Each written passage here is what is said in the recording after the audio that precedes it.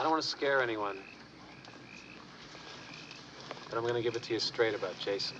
Hey everybody, I'm John. I'm Justin. And this is Gore Goblins. Woo. Woohoo. We're a week late, Yeah. but it's okay. And there's also people working on the house next door, so forgive the noise that you might hear every now and again. You might hear some ding ding, you know what I mean?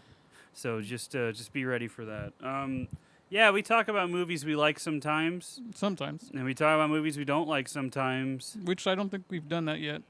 There's definitely been some ones that we felt lukewarm about. Some lesser ones. Yeah, I But know. not straight up don't like. Like I know you weren't crazy about Us, but you didn't like hate it. I didn't hate it. You just didn't. You just weren't really. You were annoyed by the lovable dad character for some fucking reason. So, I don't understand you. Anyway, I like Winston Duke. He's a good actor. Anyway, doesn't matter. All right, because today we're still at Camp Crystal Lake for a little bit. Hell yeah. For another fucking I don't know how many episodes. A lot. Gotta love that summer heat. So yeah, it's fucking hot, brother. But today we're talking about Friday the 13th Part 2. Pshing. Came out in 1981, a whole fucking year after the first one. So funny thing about this, I'm just gonna say this outright. I blame Friday the 13th for not John Carpenter, for Rick Rosenthal's Halloween 2, which is a movie that I don't really like. So because the whole reason that movie exists is because Mustafa Akkad saw that Friday the 13th was gory, and he was like, hey, let's do that. And John Carpenter was like, no, I don't want to do that. If I'm going to make a Halloween 2, I want it to be something different. And then he was like, no, you got to bring Michael back and fucking, I don't know, needle in the eye, I don't know, to stab a nurse with a scalpel and somehow pick her up at the same time because Michael's really strong. He's just Jason now, by the way.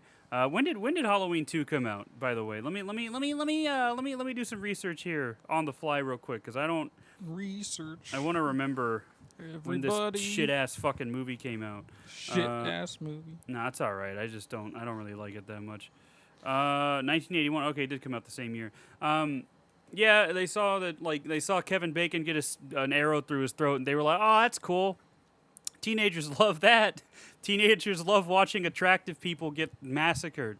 So yeah, I do. That's what we got with Halloween 2, and that's what we got with Friday the 13th Part 2. This is the first movie in the franchise where Jason is the bad man. Is he a bad man or just somebody who misses his mom? Listen, he's the ultimate mama's boy Christian, all right? He loves killing people when they're fucking outside of wedlock. Oh yeah, he does. And he loves his mommy. That's who could ask for a better son, you know? I think it was all right. I like this one. I think I like it maybe a little bit more than the first one. I mean, I like that first one, but the first one is the best part of the first one is Betsy Palmer at the end. I just like how she's just fucking crazy. I don't know. I mean, the thing I like about all these Friday the 13th movies is they don't take themselves too seriously. No. Up until maybe Jason Goes to Hell. Tries a little too hard. That's the one where he possesses people or something. Yeah. Right? Yeah. Can't wait to talk about Halloween Ends. Can't wait to talk about that all over again. But I don't know. Yeah, no, I like this one a little bit more. There's some pretty iconic stuff in this one. First of all, we got Jason with the sack on his head. Sackboy Jason. R.I.P. to a real one. But we also have some really cool. I think it's a shame that Tom Savini doesn't do the practical effects in this one, but I think the practical effects are a little better. They're definitely gorier sometimes, but like it's still that thing where like you watch it now in the year of our Lord 2023. And you're like, God, people thought this was bad. Like people. That's what I was thinking the entire time. Like you show a fucking teenager in the '80s Evil Dead Rise, and he'd probably fucking explode. He'd probably hold flames. A cross at you the whole time. Yeah, the whole time. Like I don't know, Terrifier man. too. Or Terrifier too. Yeah, fucking any of these movies. And again, there were movies that were like worse than this overseas at the time. So that's why it's like weird that Americans are so fucking weird about shit like this. But I digress. I've talked about that a million times already. But so I'm going to talk about it 1,000,001 more times because it bugs me that like so on the Blu-ray that I have, the Shout Factory Blu-ray. So there's a couple things that were in the uncut version that were trimmed down, one for legal reasons and the other for the MPA. The legal reason is because what's her name? The girl that gets killed when her boyfriend's on top of her when they're having sex. She had a full frontal scene that was cut because she was 16 years old when the movie was filmed. So that's the one for legal reasons. I was wondering that the entire time because they kept like focusing on her in different scenes, and they had her in that bikini in that one scene, and they were just emphasizing the fact that she's bouncing around. Yeah. And then when they finally have her naked, they don't show anything. Yeah, they don't show anything. It just pans over to her boyfriend, and then she throws her shirt at her boyfriend's face, and I'm like, oh, that's to symbolize the fact that we, the audience, can't see it either, huh? All right. And then I realized she was 16, and I was like, oh, that makes sense. That makes a lot of sense. So that was cut for legal reasons. The other stuff was because of the MPA, and most of it were extensions of the practical effects, and I'm really sad that these got cut. And apparently this was like lost media until the Shout Factory box set that I got from my mom. Love you, Mom, by the way. You're the best. And she got me that box set. And yeah, it was on a VHS. It's a VHS copy of the movie that was owned by, I believe, one of the producers or the makeup effects guy. I don't remember who owned it, but I'll probably go over that when I read the Wikipedia page, like I do, because we got to pad out the time. You know what I mean? but that's besides the point. Because it's really cool. Like the part where Alice, R.I.P. to a real one, by the way, gets an ice pick through her temple.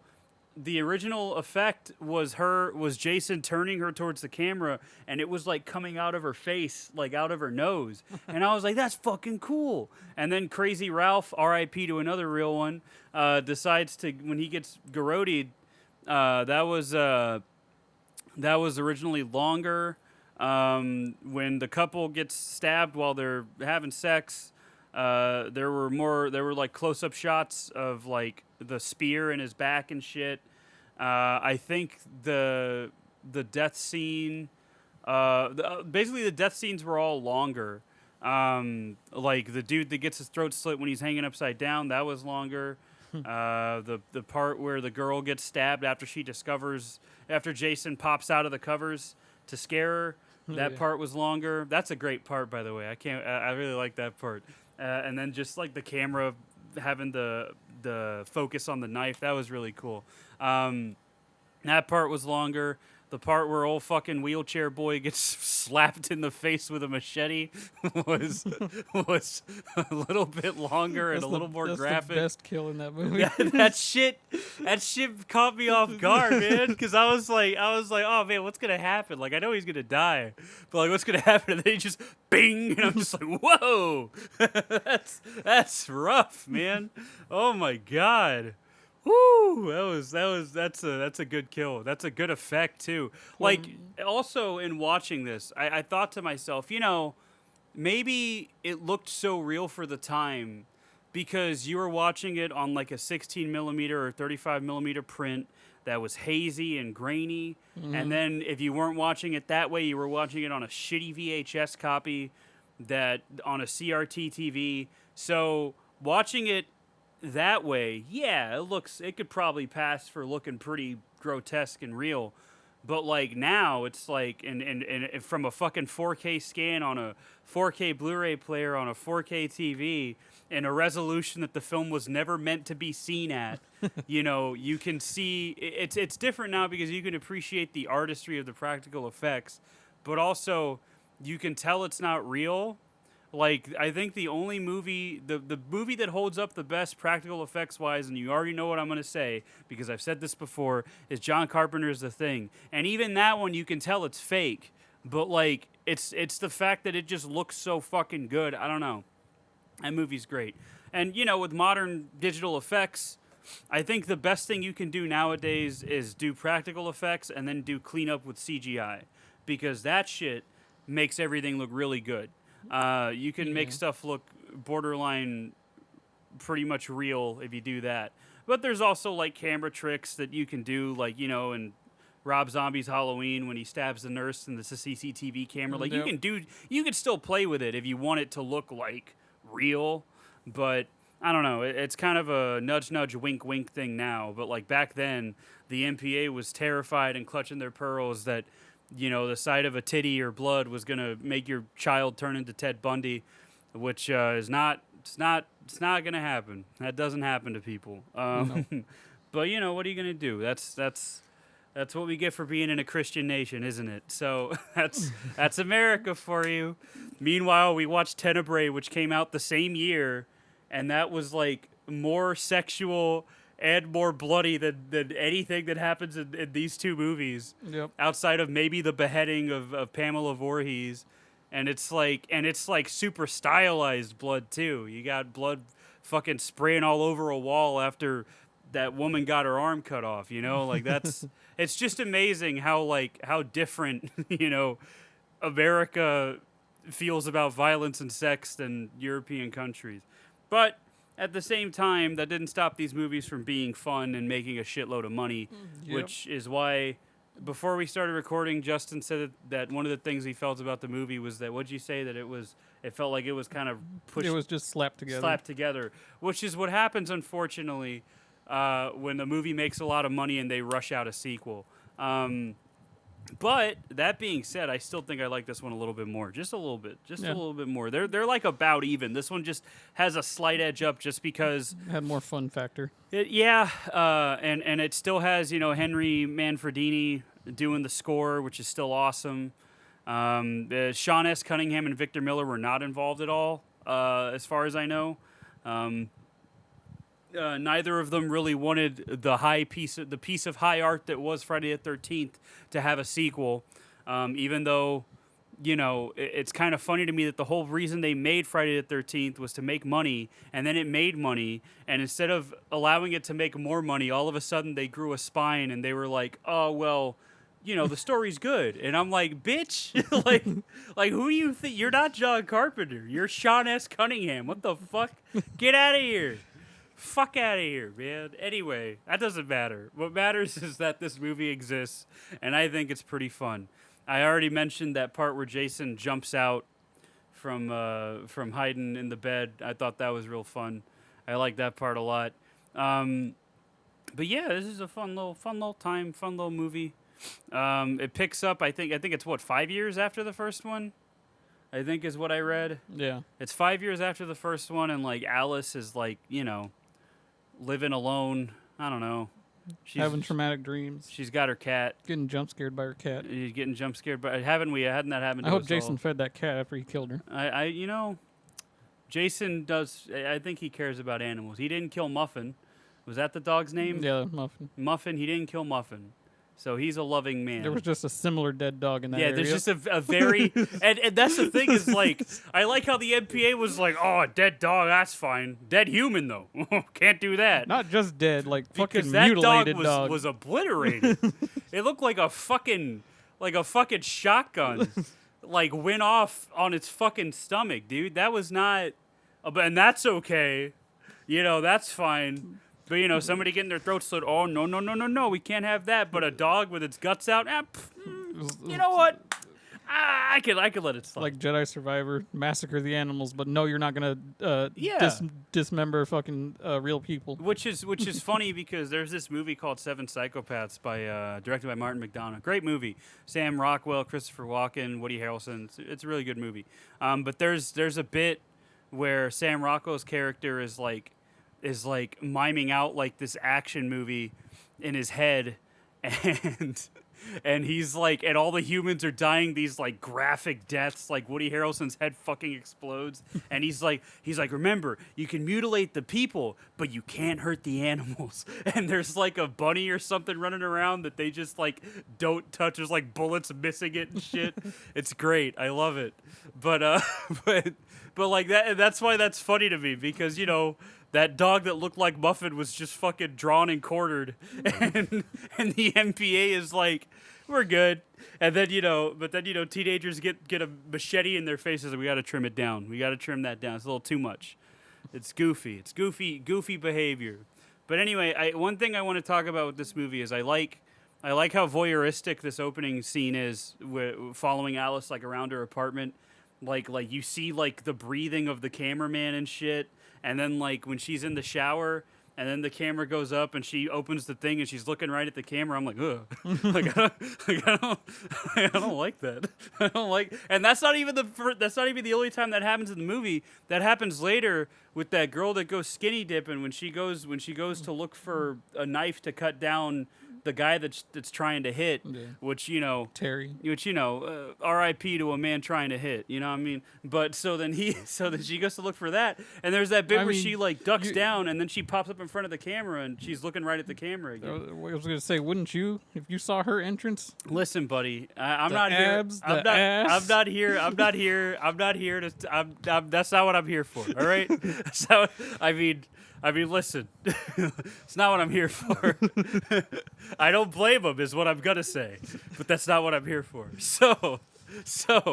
But there's that bit where she pops up and she's looking right at the camera again. So I thought it was interesting that they did that twice, and I think that kind of like, I think it's like more of a fake out for you to be like, oh, you thought that this was Jason. Just like in the first one, you get a POV of Pamela. Yeah. You get Pamela's POV the first time. So I think it's kind of like playing with the audience's expectations. You know what I mean? I love it when movies do that. But, then Alice, answers the phone or whatever. I don't remember. She talks to her mom, and her mom's like, you're still fucking crazy, dear. And she's like, I know, Mom. And then she goes to...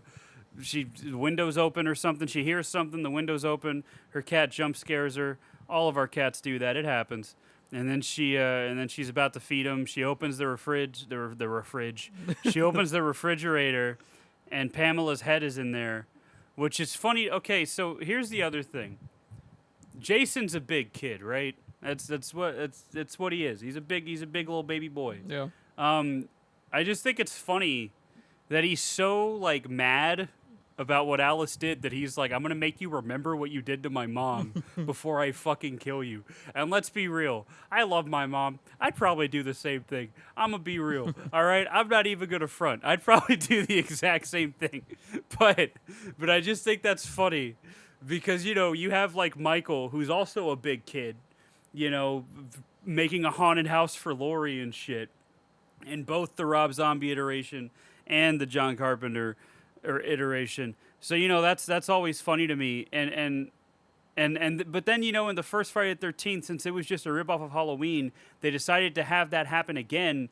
But Pamela has no reason to do what Michael does outside of just for it to be a carbon copy of Halloween. Yeah. But Jason does have a reason because Jason's, a vengeful little boy. He's a little baby boy. Love him. Love Jason. He deserves so much better. So, he kills Alice with an ice pick through her temple. Yikes. That's a big yikes for me. Yeah. And then, we get the opening credits with the great music again. The glass breaking effect with Friday the 13th popping out of it. Yeah, Love again. It's iconic, truly. And then we meet our new characters, except for Crazy Ralph. Crazy Ralph's not a new character. Yeah. But we meet our new characters. It's the two people that die when they're fucking. I don't know their names. It's let's be honest. Jeff. Do we need to know their names? I know Jeff is the guy. Jeff? Yeah. All right. That was his name. Yeah. Oh, did you write it down again? No. I hope you did. Looking Please. right at it. Okay. Jeff and I think Cheryl. His name was Jeff. Yeah, that's what I was thinking of when you said no, it. Vicky was the one who was trying to get with wheelchair guy. Oh, poor girl. She's the Annie of this one. She's the Annie of this one where she's just like, she didn't deserve what happened to her. Sandra?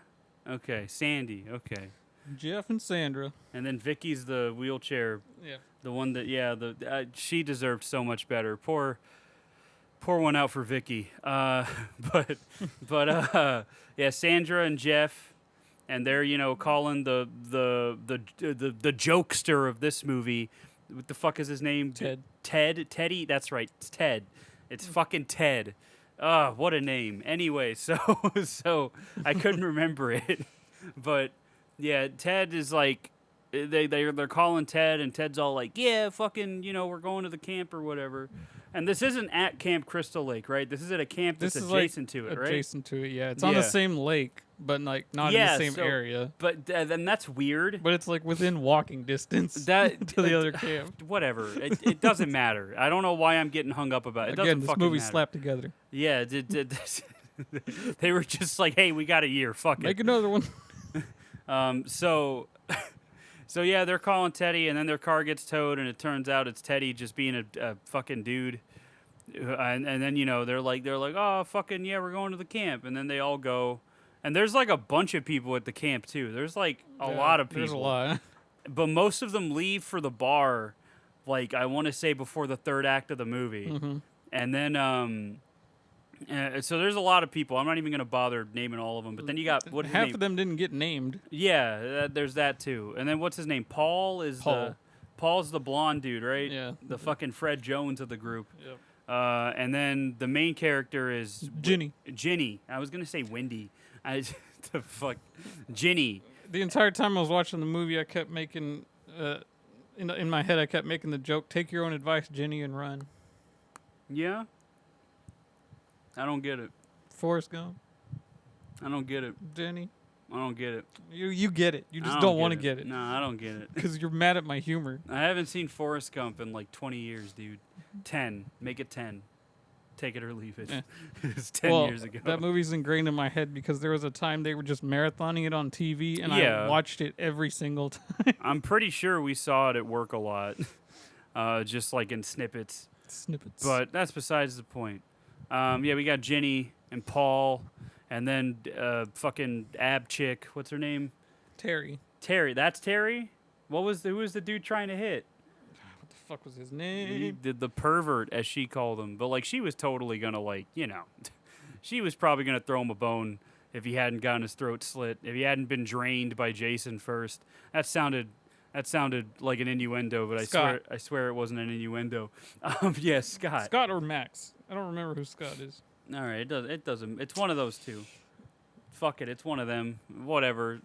Matty Scott. Scotty Matt? I don't know. It's one of them. I'm just going to call him poor guy. I don't know. Poor guy. So, and then we get introduced to Terry. Her intro is just that fucking shot from Texas Chainsaw where she's walking to the house and it's just like focusing on her butt. It's just that. That's all it is. Yeah. And she's like wearing like a very small shirt that's barely covering her chest. You had to see her abs. You got to see her abs. It was the 80s. Everybody was doing it. Lean beef patty's inspiration. Everybody was doing it in the 80s, brother. So, yeah, she's cool. She's got a dog named... I don't know why the fuck you would bring a dog to camp with you, but she did.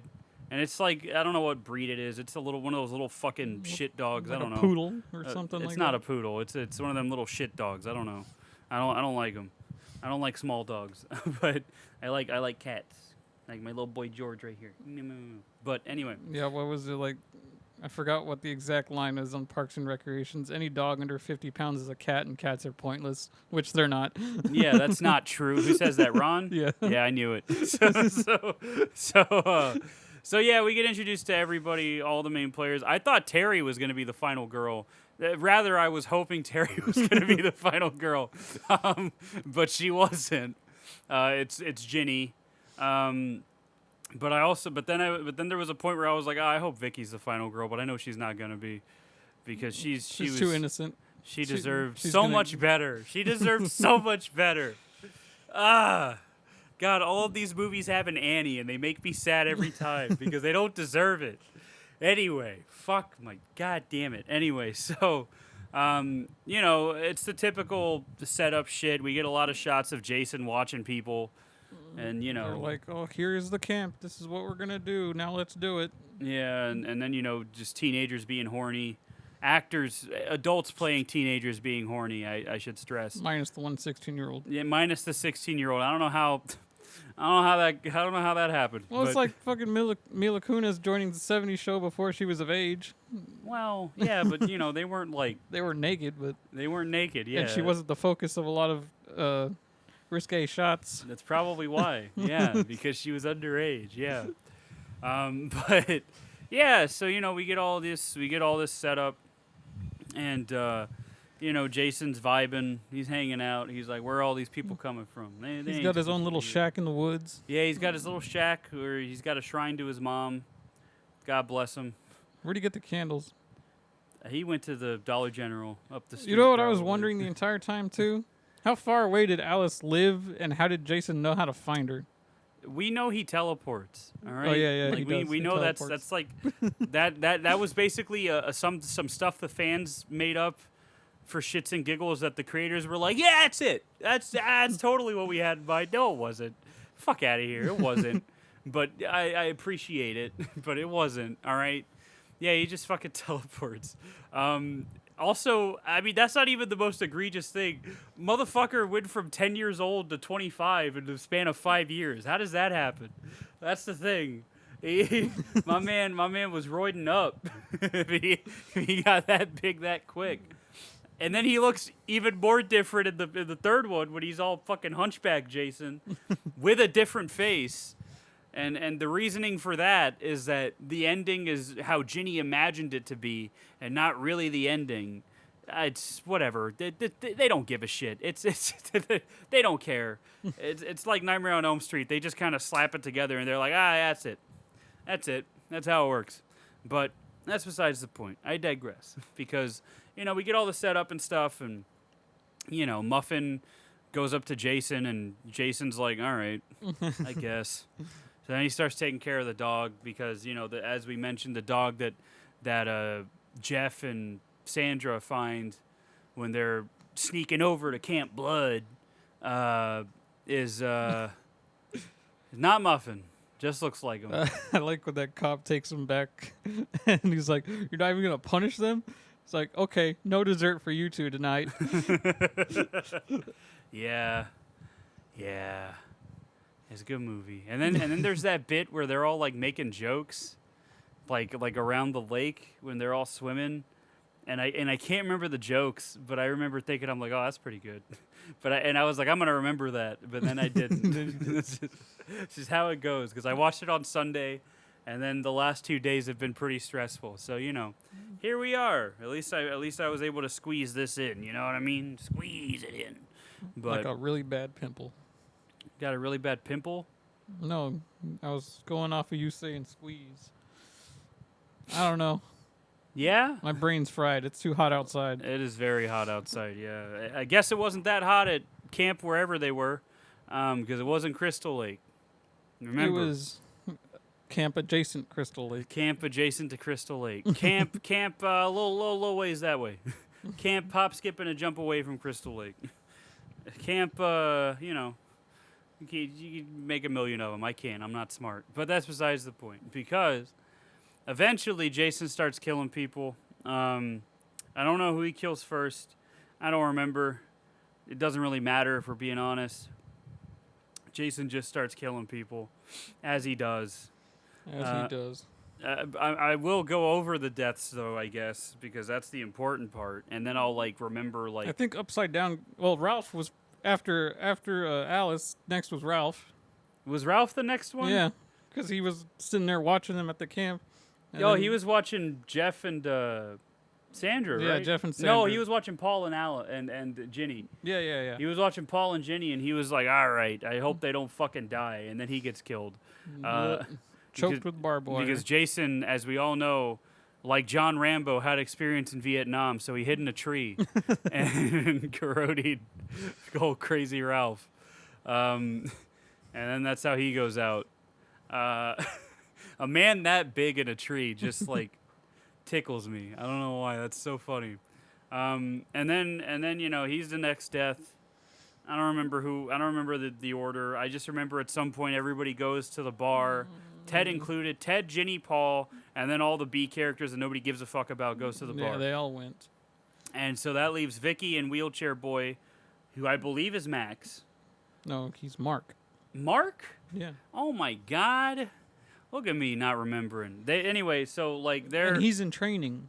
Yeah, he's in training, and she's like, for what? And then he never says, He never right? said it. He even never though says, right? He says he's in training like 3 times in the movie, and we don't know for what. They don't even fucking tell I you. assume to like get his leg strength back. Yeah, because that's the thing is, okay, so first of all, because Vicky's best girl here, I'm gonna go over all of this because of how I felt, because I thought it was adorable, even though I know they were both gonna fucking get murked at some point. All right, so Jeff and Sandra are just super horny. They go up to the room and start cahooting. You know how it is, boot scoot and boogie. And then meanwhile, Mark and Vicky are downstairs and they're like playing games or whatever, and Vicky's just like fucking laying it on thick. Like she are is you fully paralyzed down there? Yeah, it's like this. So yeah, you fully paralyzed. He's like, I manage, and she's just like, you can tell she's just like ready, dude. she's just having the time of her life. Well, I mean, he was beating everybody in arm wrestling. So Yeah. So it's that arm strength. Yeah, that's what I was gonna say. She knew that he had that upper body strength, and she was like, oh, I that's the guy for me. So their romance is budding a little bit. And then, they kiss or whatever, and I'm like, yeah.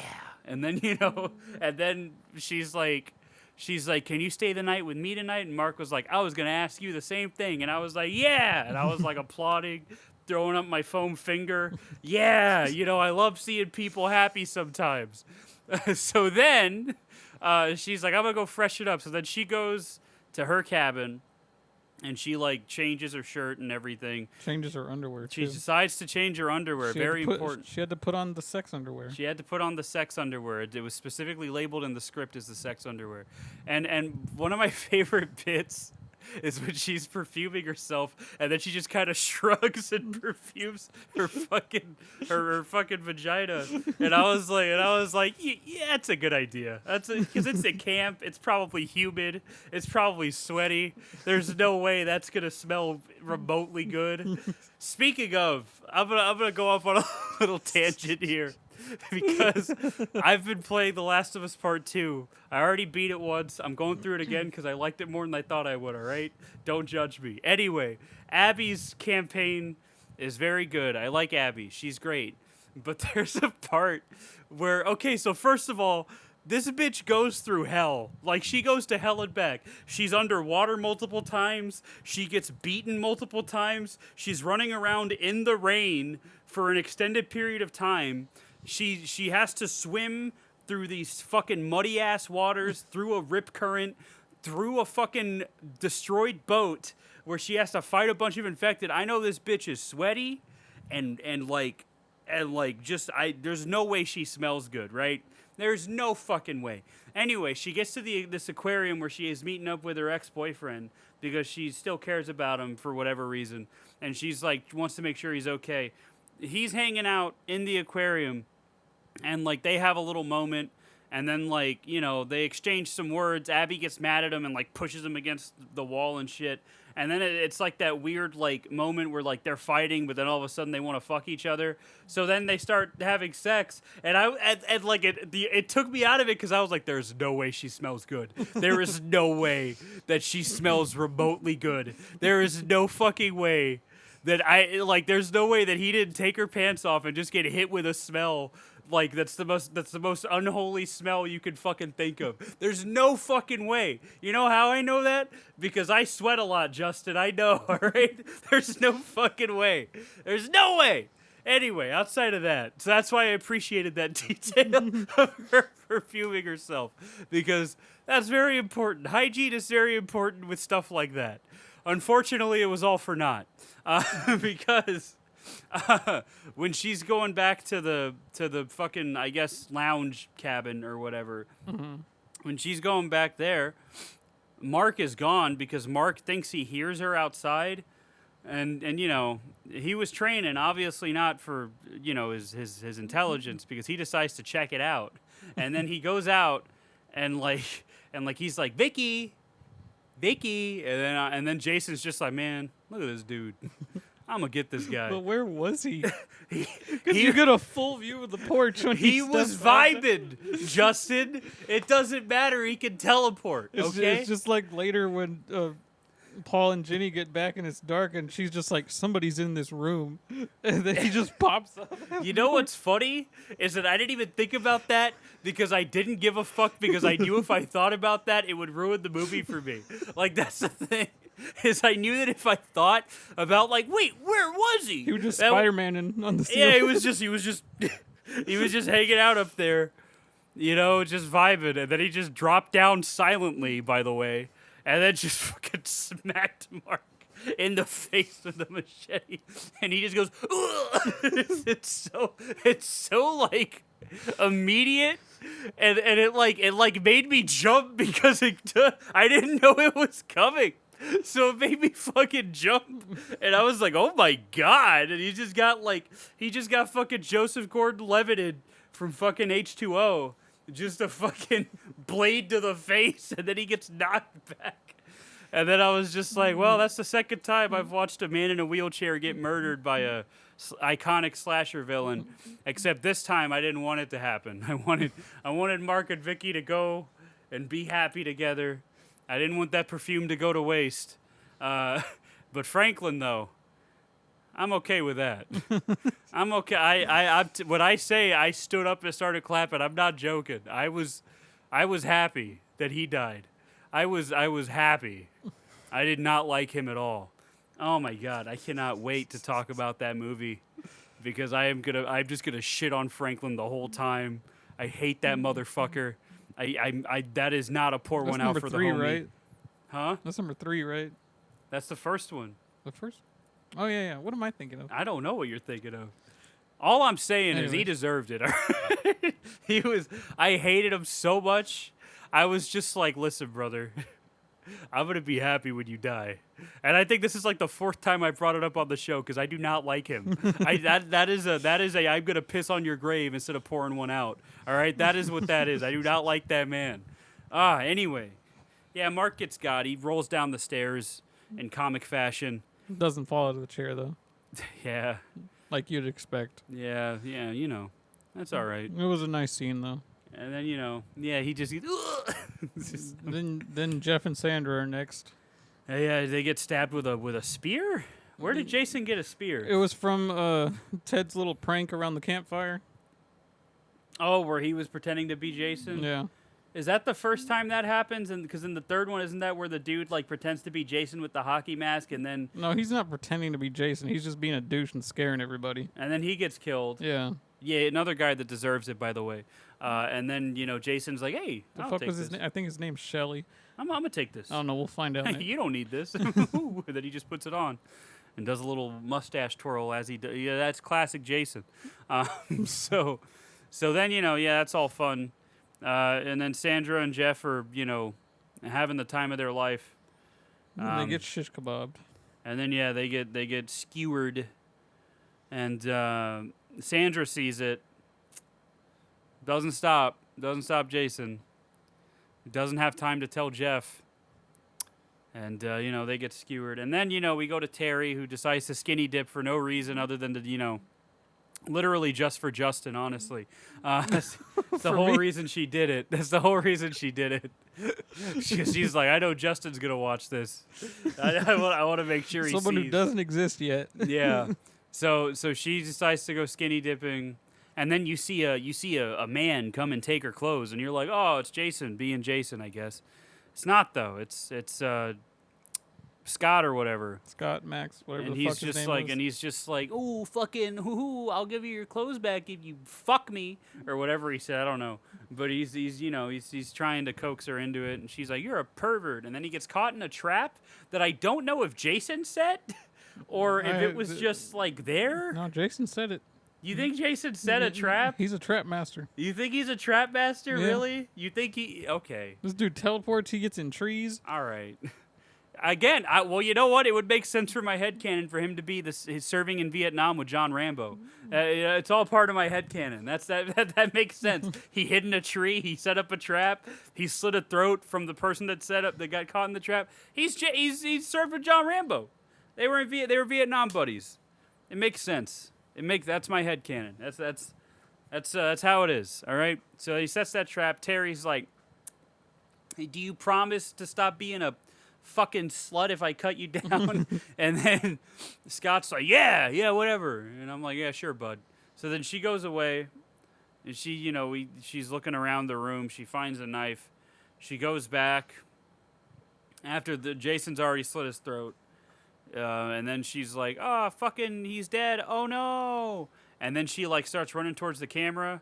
And this time it is Jason because she looks at the camera and screams. So I think that's pretty neat. Mm-hmm. I like that. I like that little Bart. That was pretty fun. Yep. But anyway, then Vicky finally comes back after perfuming herself up. They run into her car to get a hairbrush. Yeah, and you think Jason's gonna get her then, but he doesn't. He doesn't care yet. He's He like, was too mesmerized by the panties. yeah. They're so shiny. They were shiny. Yeah, I was gonna say they were shiny. That's what got him. Jason is not a complicated man. He saw shiny and he was like, oh, okay, I get it. And then he let her go, and then she goes and she's looking for Mark, and then she sees blood or something. I don't know. She's like, somebody's in this room. No. Yeah. No, that wasn't her. Ginny's the one who says that later. Well, it doesn't matter. All right, it doesn't matter. What is it? Doesn't matter. She's up there. She's hanging out. She finds Sandra's body, and Jason's laying next to her, and Jason pops up, and then we have that real slow bit where she just he cuts her leg. He cuts her leg. I forgot about that because I was gonna say she doesn't even try to like run away, but it's because she's got a fucking gash in her leg, so that's fine. I'm glad they fixed that from whoever the fuck in the first movie that was just like before she gets hit with the axe, and I'm like, you're not even gonna try? This is an elderly woman that is swinging an axe. You're not even gonna try? Come on, you're not even gonna like put your hands up? Fuck it, you didn't earn it. So it makes sense in this one, and then you get that nice shot of the focus on the knife. I think that's really nice. That's a nice ode to Psycho. I like that. I like that bit a little bit. I like the bit a little bit, if you will. But yeah, so then, Vicky gets got. At some point, Ginny and Paul come back, and they're just looking around. I think the power's out or something, right? Yeah. Yeah, power's out, and they're just like what? They wouldn't just leave the cabin like this. Blah blah blah blah blah. Well, first of all, how do you know? All right. Second of all, yeah, you're right. So they're looking around. They're goofing. And eventually, they get attacked, right? Yeah, that's when Ginny's like, someone's in this room. Yeah. And he pops up, and she doesn't yell Paul until Jason's already beaten on him. Yeah, Jason starts. That's right. Jason just starts beating the shit out of Paul. He just starts fucking punching the shit out of him. That's right. I forgot about that. That shit's so. And she just watches. She doesn't try to help or anything. He's getting the shit kicked out of him. He fucking knocks Paul out cold, I guess. Yeah, because he doesn't kill him. And then Jason just starts chasing after Ginny. And then here's one of my favorite parts of the movie is when Ginny goes into the cabin and she sees some dead bodies. Oh, there's a cop that gets killed too in almost the exact same way that Michael Myers kills a cop with the claw end of a hammer. Almost exactly the same. Oh yeah, I forgot about that. It's even shot the same fucking way. It's weird, but that was supposed to be longer too. Blood was supposed to fucking shoot out of his head and shit. It was supposed to be super graphic. It was real cool, but whatever. Anyway, yeah. After Jason's done saying ACAB, he decides to kill everybody else. But that's besides the point. She finds those bodies, and then she sees the head and the sweater, and she realizes that deep down Jason just misses his mommy. You skipped all the parts where she's running and hiding from him, and she gets under the bed and pisses herself. Oh, she does. Listen, buddy, I don't remember. I don't remember. It's coming back to me now. Mister, I don't remember anything about the movie. You remember more than I do. That's right, she pisses herself under the bed. Oh, out of con ass. Fucking. And then Jason pulls another sneaky maneuver. He closes the door to pretend he left, and he stands on a chair. Yeah. I'm telling you, man, Jason's not a smart man, but he's smart when it comes to killing. He's a clever little boy. But yeah, so then she pisses herself. That's super fun. She sees a rat, right? Doesn't she like see a rat? I think she's just scared. Or am I thinking of the first one? I don't know. It doesn't matter. Anyway, they get to the cabin, the shack, the love shack, as it were, and she decides to put on Pamela's sweater and pretend to be Jason's mommy. And Jason starts falling for it. Jason's like, "Oh, Mom, what's up? I know I found your head, but what's up? You're back? All right." So then, he's vibing, he's hanging out, he's falling for it until Ginny moves ever so slightly to where Jason can see the head, and then he's like, "Oh!" and then he starts trying to fight her. And then I want to say this is when Paul comes back. Yeah, Paul comes back. He starts fighting him again. And then they fight, and then eventually the mask comes off after Jason gets the machete to his shoulder. That's right. He gets macheted in his shoulder. Yeah. And then they're just like, "Oh, fucking, he's dead." And then she takes his mask off for some reason. Disrespectful, honestly. And then Paul's like, "Ugh." And then I'm like, "Yeah, I bet." So then they go back to their cabin, and they think they hear Jason, but it's just Muffin. It's just Muffin being a little goofy gal. And then Jason crashes through the window and grabs Ginny. And he does not look how he looks in any of the other movies. Nope. Because continuity is not this franchise's strong suit. Not at all. So, after that happens, Ginny wakes up in an ambulance. And she's like, Paul, where are you, Paul?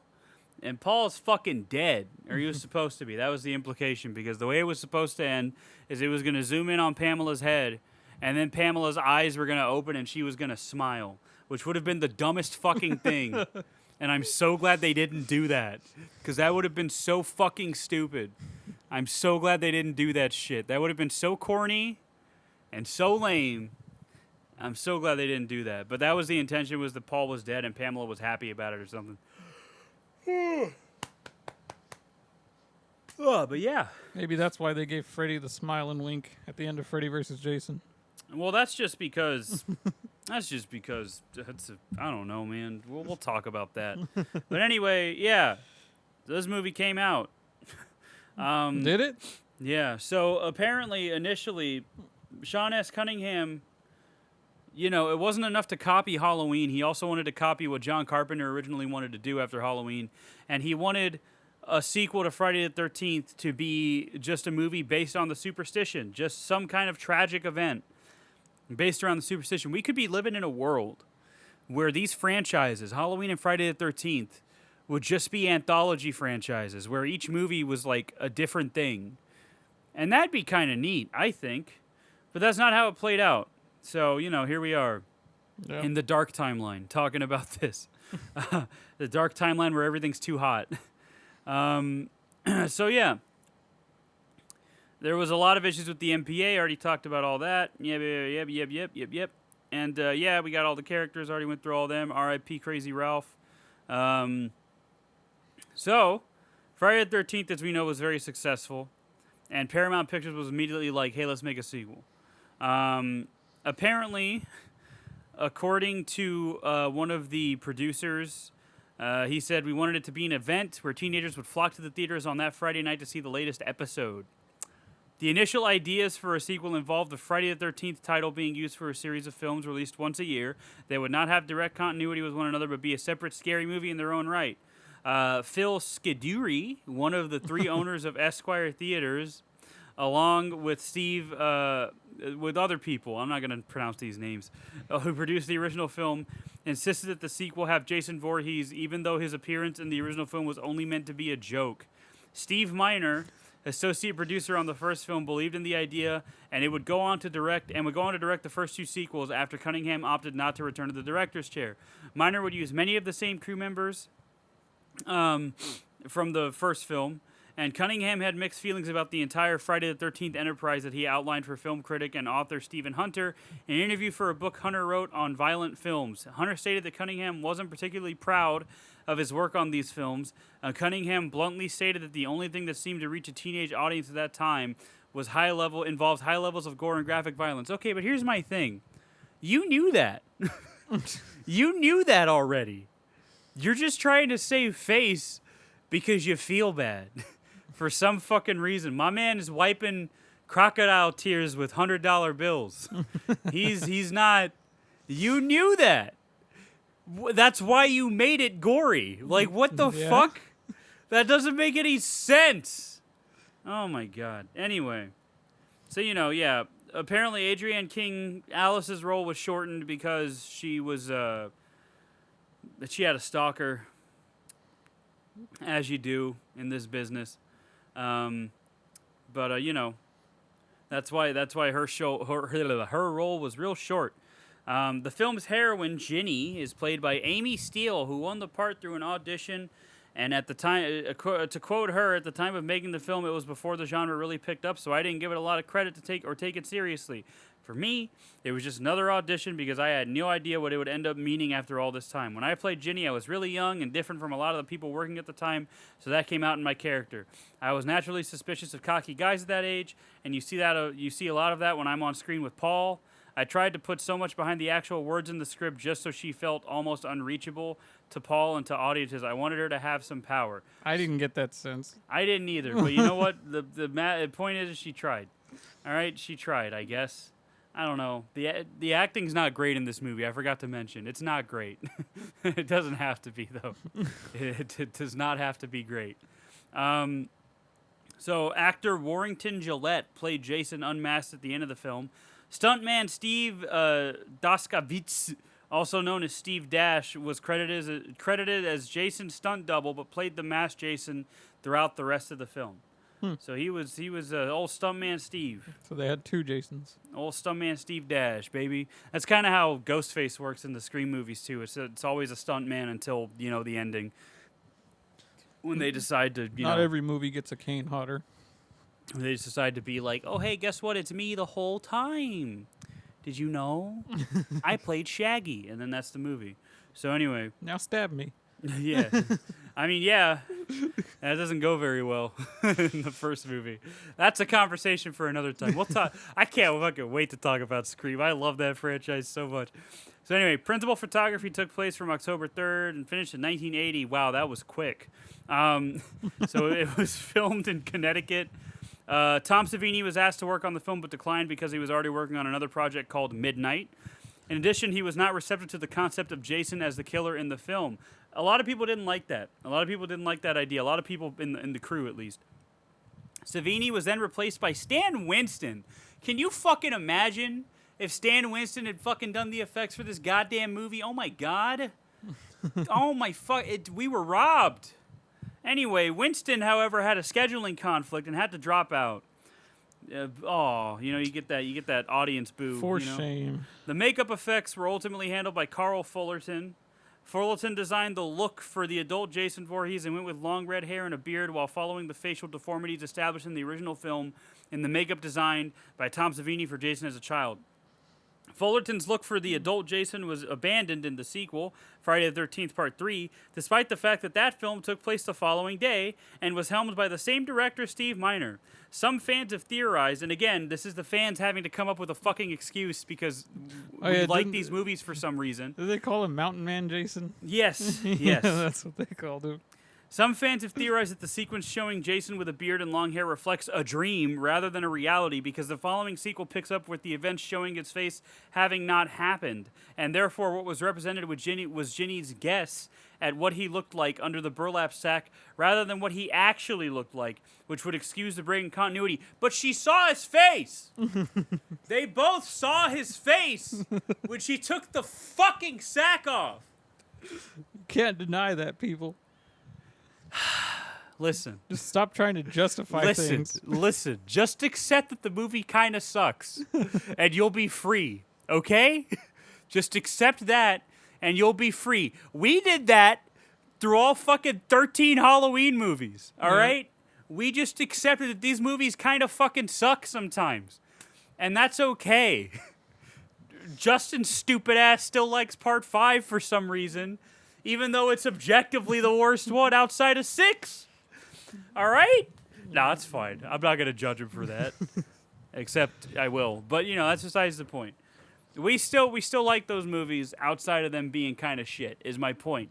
Just accept that these movies are nothing more than fucking popcorn fucking fodder. That's all they are. That's all. There's no high art here. It's just a fucking movie where a bunch of attractive adults pretend to be teenagers, except for the one actress, and they get murdered horribly. That's all it is. That's all it is. Ugh. Anyway, you will be free once you let go of that, George. Let go of my phone. George, people can never let go because there's somebody who's always has to be right. I am aware of this, Justin. That's why we have a podcast, because we have to be right about our opinions. It's like when I went to the museum the other day. Oh, like no. I was enjoying myself, here we but go. occasionally you'd walk by some in fact, this and this. Like, shut up, dude. No one's here to listen to you.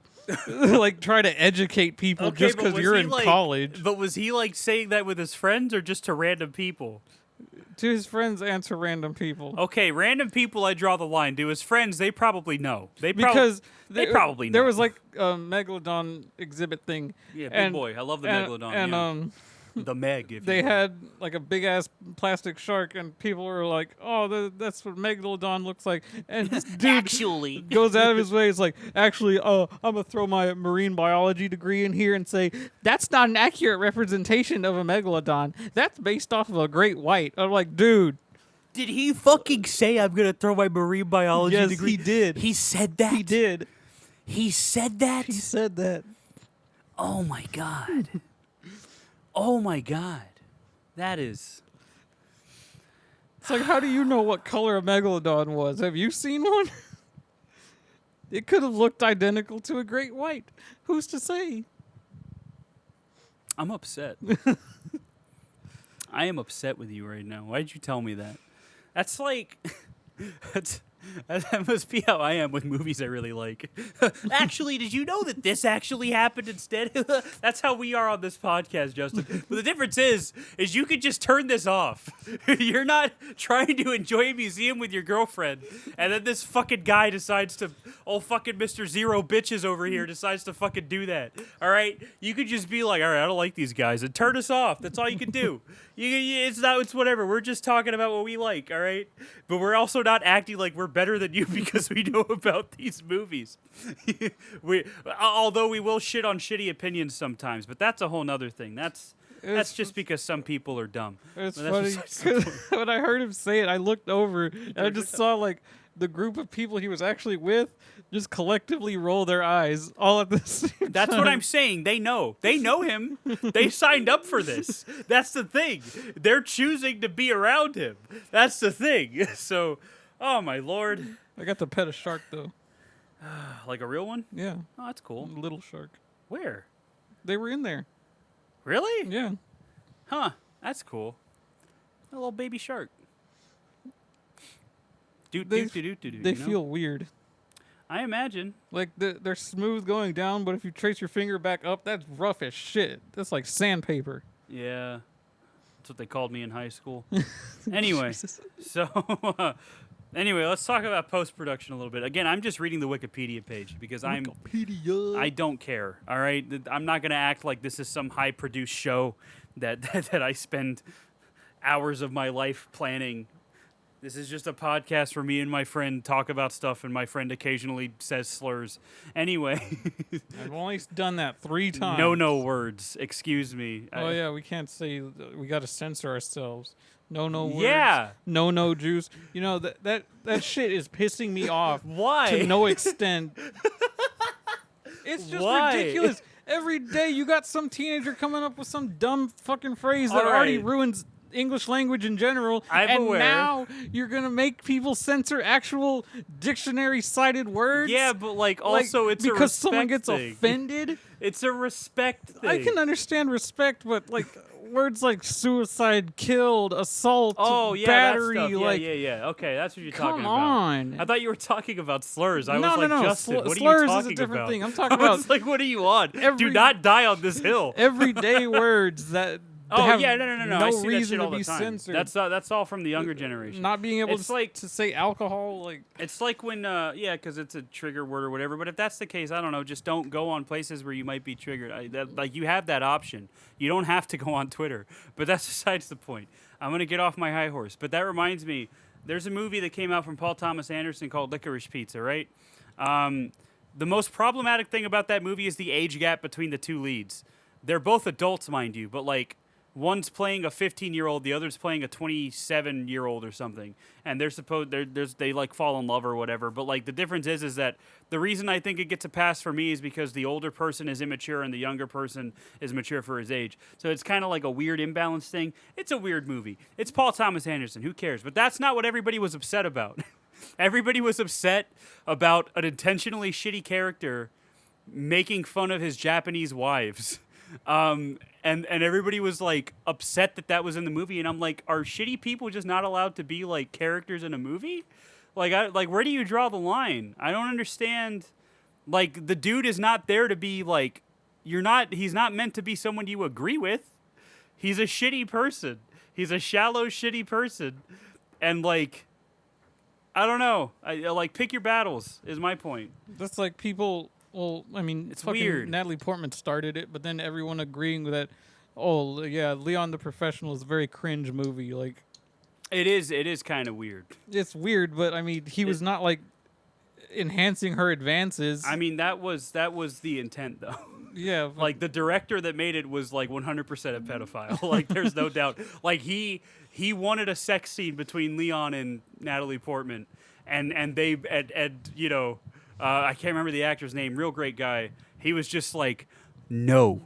He was like, I am not even gonna pretend to do that.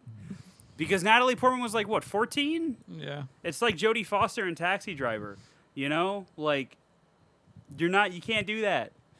But, like, Taxi Driver's different because Martin Scorsese wasn't like, all right, full penetration. He was more like, okay, you're a prostitute. But, like, you know, we're not going to show anything explicit, you know? But the fucking director for Leon the Professional was like, no, I want a sex scene. And then, what's his name, was like, absolutely fucking not. It's like Absolutely. I'm gonna go be in Godzilla. So it is cringe. Yeah, he wasn't Godzilla, wasn't he? So it's cringe because of that. Like that's why it's kind of weird to watch sometimes because you're just like, this is weird. This is a little weird. I don't like this. Like it's different when it's like an adult playing a teenager because you can be like, well, at least they're adults. But like Natalie Portman was a teenager. Like that's why it's weird. So I don't know. We're like way off. We're like way off on a different tangent right now. But I just want to say, Leon the Professional is a good movie, but that part's weird. And they will always be weird. And I'm glad that they decided not to film that.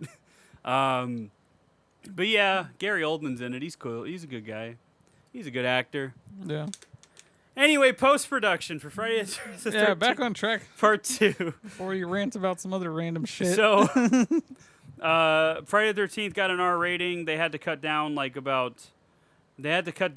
think it was 48 seconds to avoid an X rating.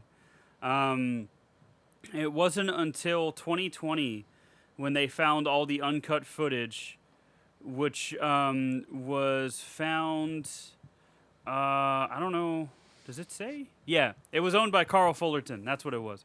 So after Paramount discovered actress Marta Kober was only 16, a scene showing her with full frontal nudity was completely deleted.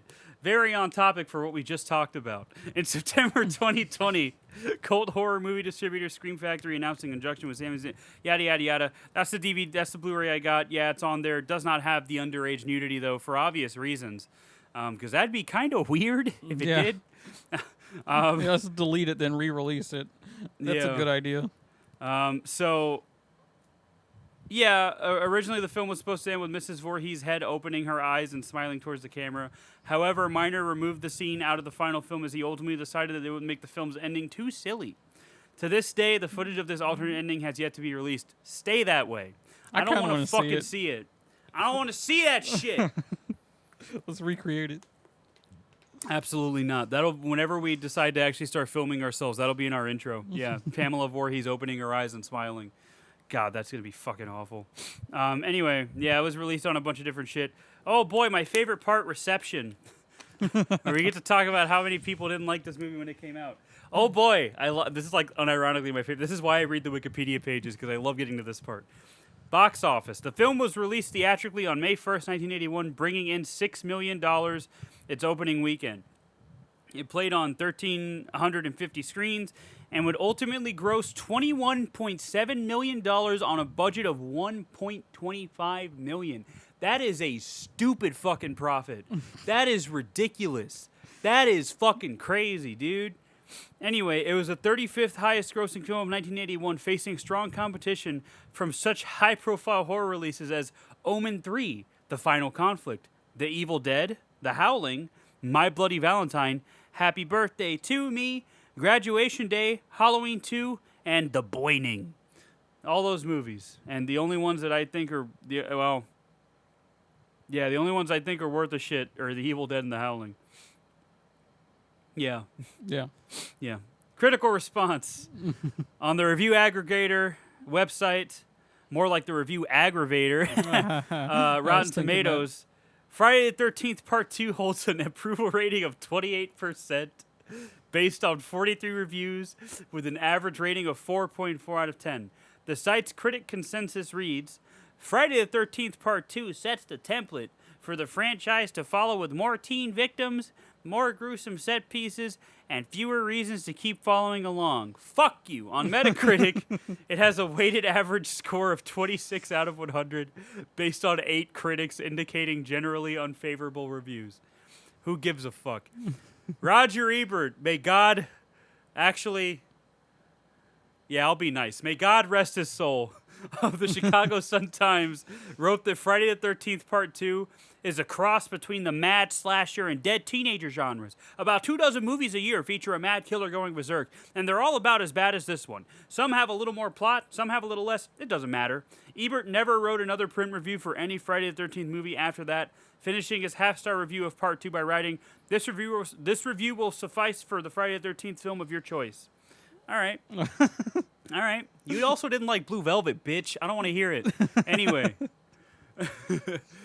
Isabella Rossellini's naked and tortured. Yeah. And guess what? She's playing a character, bro.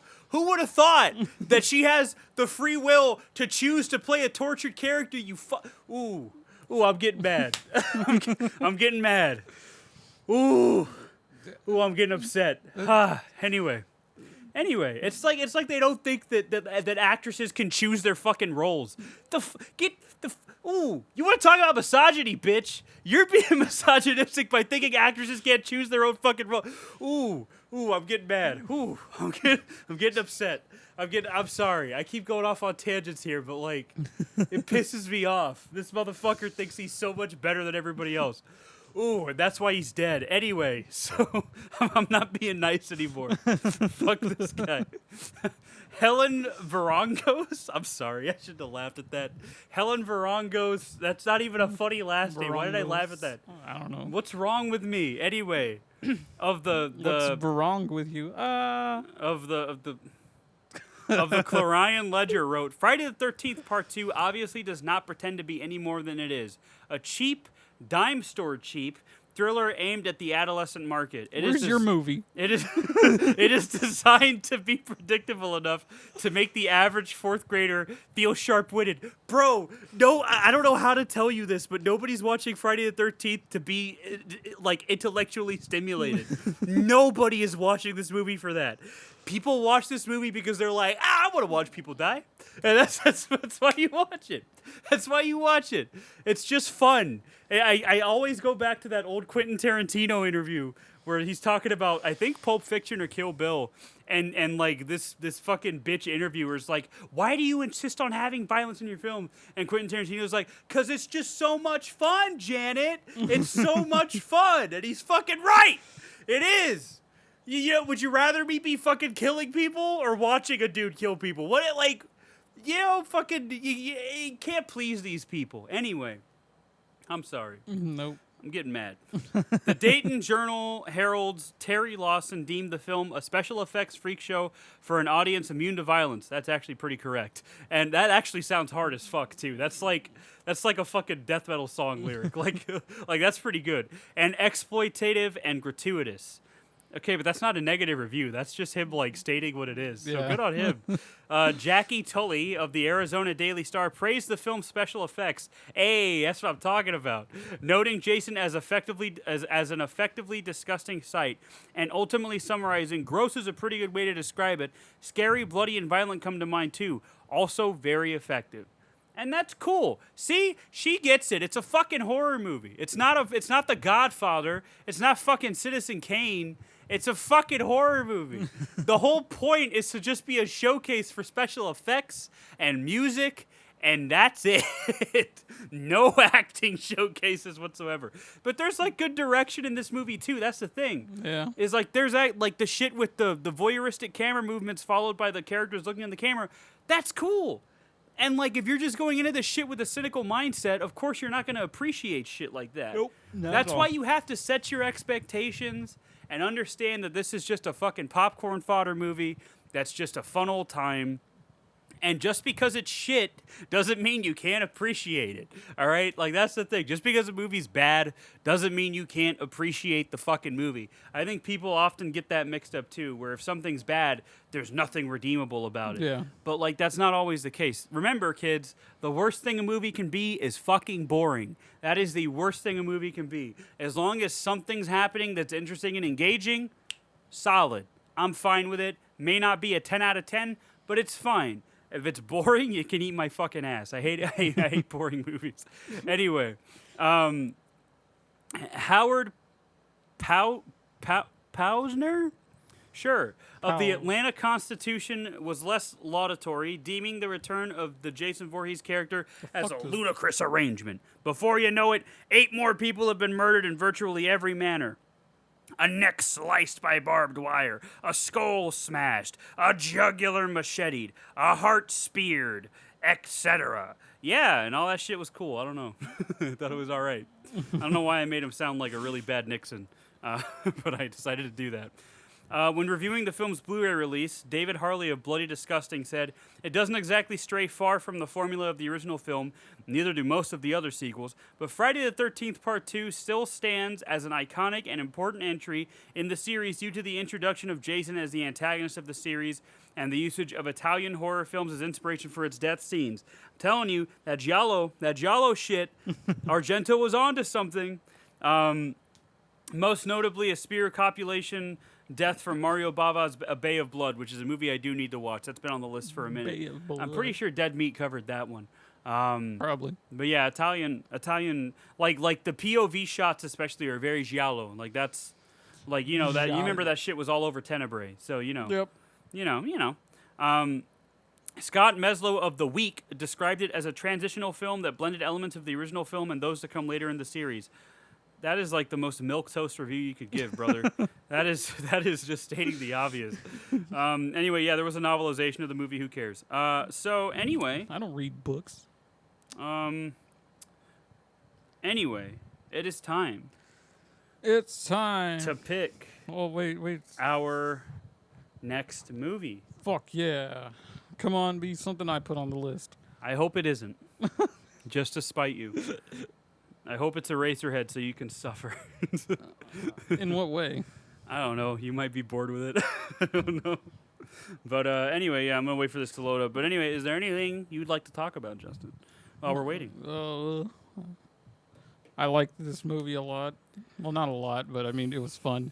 It was just fun. That's all you can say about it. It didn't try hard. It knows what it is. You get some laughs. You feel bad for some of the characters. R.I.P. Vicky. Well, I felt most bad for Alice No, R.I.P. Vicky. because that cat. Yeah. But yeah, it was fun.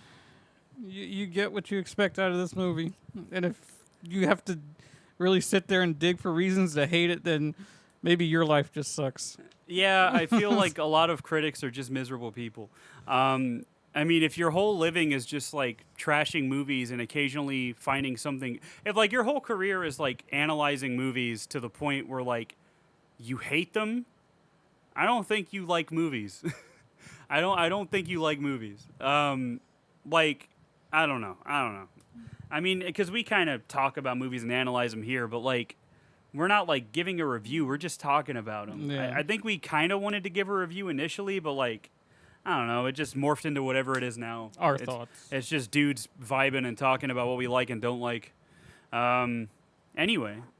Yeah, I like this one about as much as the first one, maybe a little bit more. I think I like it a little bit more, just because, if anything, because the effects are better. A better budget means better effects. Yep. And I liked some of the characters more here, because the only really memorable character from that first one is maybe Alice, and then Kevin Bacon, and the girl that gets the axe to the face. Yeah. And then this one, I liked Vicky and, Mark. I really wish they had pulled it through, but they didn't. And Ginny's an all right final girl, but she's no Alice. Yeah. I like Alice a lot more. Alice was way better than Ginny. I like Alice a lot more. And as far as Jason being the villain, I mean, The only thing dumb to me whatever. about this movie is the sweater thing. But uh, I mean, it works, but I just Jason's think not a smart boy. it's dumb. Jason's not a smart boy. He's not Michael. He's not Yeah. like a seasoned killer. He's Yeah, just an angry. It's He's not. an angry lost child. It's not Rob Zombie's Halloween 2. All right, listen, buddy. I like that movie. Don't start with me, all right? Don't start with me. Don't start with me. All right? It's fine. I just hate the stupid ghost mom. thing. Anyway. That's the only thing wrong with that movie. Anyway, we have found our movie, Justin. What is it? Hold on a second. Let me 37? it's 39. 39? So, let's see what it is. It is... Well, I already know what it is. We're doing Tucker and Dale versus Evil. Oh, God. You don't like that one? I don't remember it. I fucking love that movie. I am so happy. I fucking love Tucker and Dale versus Evil, dude. I remember my dad told me to watch it one time, but I was like, eh. It's dude. I fucking love this. All I remember movie is the so wood much. chipper. The witch. Yeah. Oh my god, I love Tucker and Dale versus Evil. I'm very excited. Comedy horror. Yay. Very excited to cover it. If anything, just for Alan Tudyk, he is a treasure. I love that man, and it's a shame that we have never gotten a sequel to Tucker and Dale versus Evil. But yeah, I really like that movie. I'm excited to watch it and gush about it for a little bit. Gush. Don't ever say that like that again. I did not like what you just did there. I didn't do anything. No, I didn't like that. I didn't like it at all. At all. At all. Anyway, yeah. So Friday the 13th Part 2. That's that. And next week is Tucker and Dale versus Evil. And then we continue Friday the 13th. And then we have one more one-off before we start splicing in A Nightmare on Elm Street. Yeah. So that's going to be fun. Anyway, I can't wait to talk about the gayest fucking movie ever made, Nightmare on Elm Street Part 2. But that's besides the point. No, it wasn't intended to be a gay film. The director said it himself. I'm going to kill you, Justin. He said it. I'm going to kill you. I'll kill you. I'm going to strangle you until you can't breathe anymore. Anyway, forgive me. forgive this transgression. Anyway, yeah, excited to cover Tucker and Dale versus Evil next week. Thanks for listening. If you made it this far, or if you tuned out during one of my many tirades, I apologize. I just, it's been a rough week. So, follow us on YouTube, follow us on Facebook. Don't follow me on Twitter. I don't care anymore. I don't post about this on Twitter. I don't even post on Twitter anymore. I just kind of like pictures of hot people, and that's it. And that's it. Follow us on YouTube, Apple Podcasts, Spotify. I don't fucking know. Everywhere. Somewhere If it's you 5 want. o'clock, and that's when you can listen to us. Yeah, 5 o'clock. At precisely 5 o'clock. No sooner, no later. Your brain's just going to automatically tick Gore Goblins. Yeah, And you're and just then- going to get up like a zombie and walk to whatever it is The you listen nearest to podcasts. radio, and then you're gonna tune in to the frequency of Gore Goblins on the fucking radio, because I don't know where this bit's going. So that's the thing. It's going somewhere. But anyway, yeah, thanks for listening, everybody. We couldn't do this without you. Otherwise, it would just be us speaking into the void, which technically we already are doing that. You know what I mean? I'm trying to be nice here. Unless you're Roger Ebert, then I'm not going to be nice. But that's besides the point. Yeah. Because, that's it. That's it. That's it. Woo. Say goodbye. Bye. Oh!